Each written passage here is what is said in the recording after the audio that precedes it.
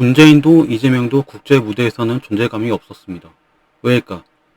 도덕 외교를 외쳤지만 힘이 없었다. 그리고 정작 도덕도 지키지 않았다. 오늘은 한국 진보가 왜 국제정치에서 힘을 못 쓰는지를 말해 보겠습니다. 국제정치는 현실주의 무대입니다. 미국, 중국, 러시아와 같은 강대국은 힘과 이해관계로 움직입니다. 한국 진보는 도덕, 인권, 평화 같은 이상적 가치를 앞세우지만 힘의 논리를 무시한 외교는 통하지 않습니다. 문재인 정부는 대북 중재자로서 평화를 강조했지만 결국 북미 양쪽에서 모두 외면받았죠. 지금 이재명 정부는 G7 초청국 자격으로 참석했지만 트럼프의 조기 귀국 등 외교 일정이 꼬이면서 전략적 메시지를 충분히 드러내지 못했습니다. 주요 정상들과의 회담은 일부 있었습니다. 그러나 전체 회의 흐름을 주도하는 데는 한계가 뚜렷했습니다. 사실 이 실패는 지금만의 이야기가 아닙니다.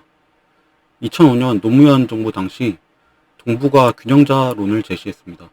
미국과 일본 사이에서 한국이 자율적 조종자 역할을 하겠다는 구상이었습니다. 하지만 미국은 한국이 중국 편에 서려는 거냐 불신했고 중국은 어차피 미국 동맹국이잖아 라며 무시했습니다. 일본과는 과거 독도 과거사 문제로 관계가 악화되어 신뢰가 없었습니다.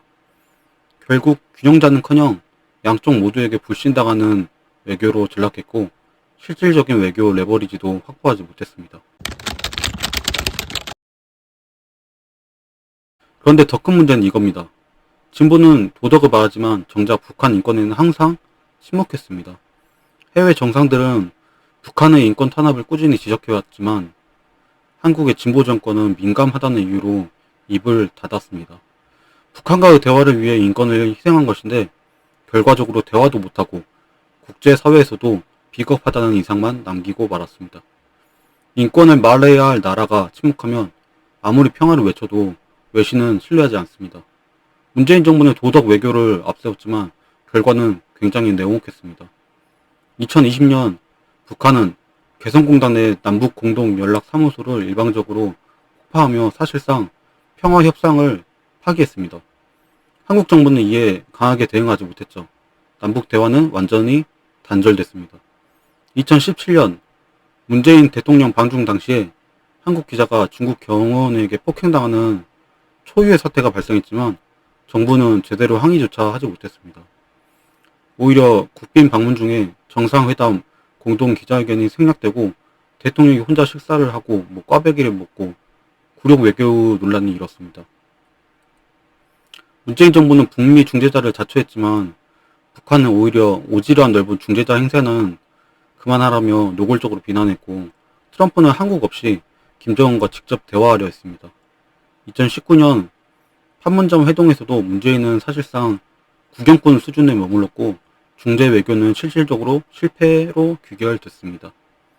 무엇보다 문재인 정부 시기 북한은 사상 최다 수준의 미사일 도방을 감행했습니다. 총 60회 이상입니다.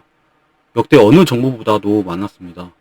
그러나 정부는 그때마다 대화의 문은 열려있다며 실질 대응을 회피했고 국민 불안은 누적됐습니다. 외교적 억제력은 무너지고 한미 공조 역시 신뢰를 잃기 시작했습니다. 외교는 국제 무대의 전략이어야 했지만 진보 외교는 종종 국내 지지층을 향한 퍼포먼스 쇼에 그쳤습니다. 실제 성과보다 평화를 말하는 것 자체를 목적화하면서 국제사회에서는 진짜 허공에 삽질하는 공허한 메시지로 인식됐습니다. 언론과 지식인 사회는 진보 외교 문제점에 대해 날카로운 비판보다는 신중한 논조를 택했고 일부 정치적 프레임에 따라 외교 실패를 감싸는 해석을 반복했습니다. 구조적 무기력을 간접적으로 방조한 거나 마찬가지입니다. 이 모든 사례는 진보 외교가 말로는 평화를 외쳤지만 실제로는 아무것도 지키지 못했음을 상징적으로 보여줍니다. 하지만 진보 외교가 항상 실패한 것은 아닙니다. 김대중 대통령은 예외였습니다. 그는 실용주의와 도덕성을 동시에 추구했고 국제사회와 미국의 흐름을 정확히 읽었습니다. 1998년 IMF 외환위기 이후 그는 재벌 개혁과 IT 육성, 개방적 시장 전략을 통해 글로벌 개혁을 통해서 지도자로 떠올랐습니다. 미국 클린턴 행정부와의 강력한 공조, 햇볕 정책 추진, 남북 정상회담 성사 등은 국제적으로도 인정받았습니다. 그 결과 2000년 노벨 평화상 수상은 이러한 외교적 전략의 상징적 결과였습니다. 그는 남북 관계를 경제 협력과 구체적 프로그램으로 연결했고 단순한 이상주의에 그치지 않았습니다.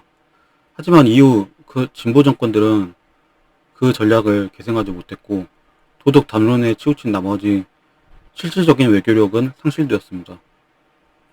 한국 진보가 국제 무대에서 힘을 가지려면 단순한 도덕 담론만으로는 부족합니다.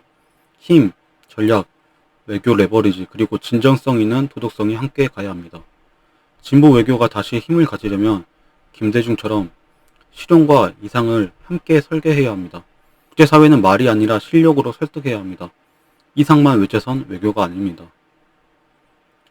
진보 외교가 다시 힘을 가지려면 현실과 이상을 동시에 품어야 합니다. 말뿐인 평화가 아니라 힘이 뒷받침하는 진짜 평화가 필요합니다.